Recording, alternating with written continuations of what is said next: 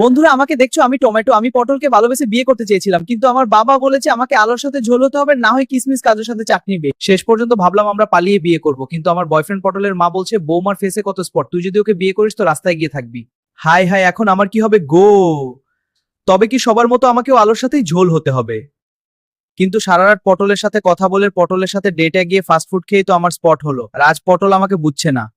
বন্ধু টমেটো, আমি শশার মুখে সব শুনলাম। চিন্তা করো না, তোমাকে আমার সাথে ঝোল হতে হবে না, পটলের সাথে তুমি সুখী হও।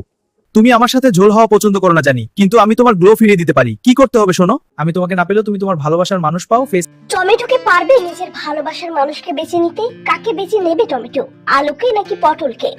টমেটোকে টক্সিক পটলকে বেছে নেবে যে শুধু তার স্পটের জন্য টমেটোকে ছেড়ে দিতে চায়, নাকি বেছে নেবে আলুকে যে টমেটোর স্পট কমিয়ে তাকে পটলের সাথে মিলিয়ে দিতে চায়? শেষ পর্যন্ত কি হবে?